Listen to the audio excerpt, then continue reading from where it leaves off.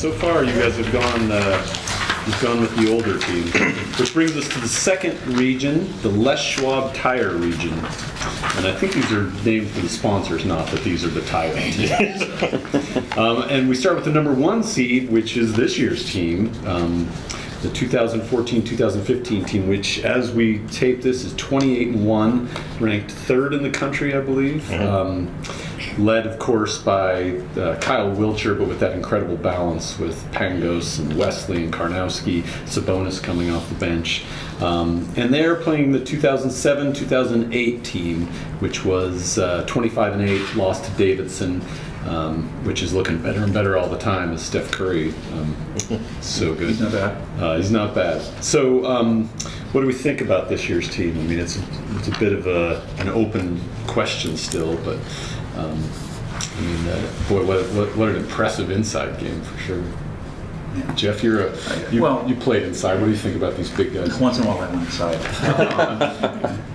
I think this team's got a whole lot to like. Yeah. First of all, their depth. I'm convinced if you took 6 through 10, they'd go be second place in WCC. I just think their depth is a huge plus for them. And you talk about the front court. Yeah. Right? I mean, Sabonis is coming off the bench. Yeah. And I would want no part of guarding Sabonis or having him guard me at 6'11", way above the rim, rebounding it. And of course, they got the senior leadership in the front court. So I like the athleticism. I like the ability for them to go defend. I think Wesley brings a lot to that team. And their front court between Wilcher stretching the defense and throwing it inside, it's pick your poison. It's really, really difficult.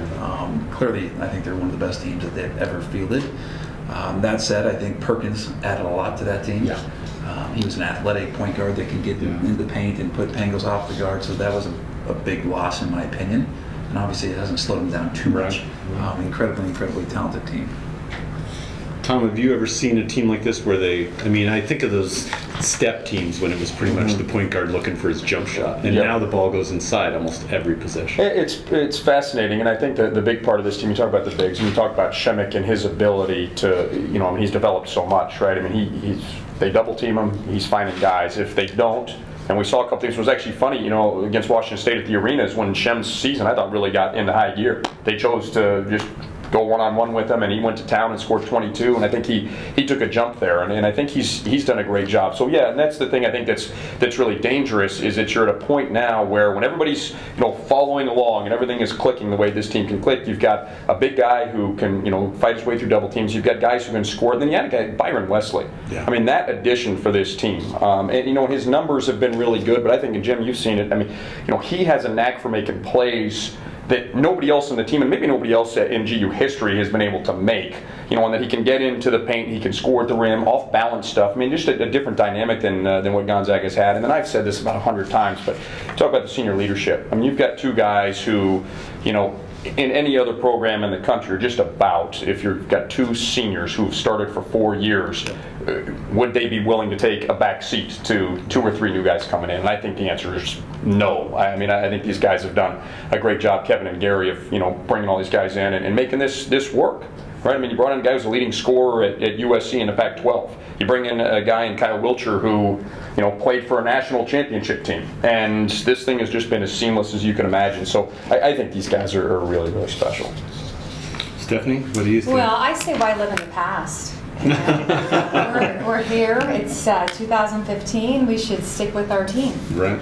All right. And you guys aren't worried that those small guards can't guard my guy Gray when he puts on the acting moves? Tends to be a 7-footer. I will say, looking at that bench, though, I mean, that's a pretty good bench with Dane Heitfeld coming off the bench for talk that about squad. pros. You've got Dave, who I think is in his 19th year in the NBA. There was something about that team I kind of liked. I wish they wouldn't have gotten the NC2A draw that they did, having to go all the way across the country and play Davidson basically in Davidson's backyard. And obviously Davidson had a great player that proved how special he was in that game. But there were some pretty good components. That was Pargo at his best his junior year, and and Day as a freshman was pretty special, I think. But they obviously they could play great offense. I don't know if they could. I don't think it could stop the 2015 guys. All right. Well, we'll pretend there's some suspense here. Let's vote for who we think is going to win. And remember, I've played with Pendergraft, so don't let that affect you at all. We actually That's a won. mean-looking face on here. I We mean, you won might be intimidated by Stilfest. that a I little. don't think anyone can guard him on that team. Unfortunately, All right. he would have Shemek guarding him, Let's see or he what would we be guarding got. Shemek maybe, and that might be a little bit of a problem. Unanimous again for the 14-15 team. Yes, sir. All right.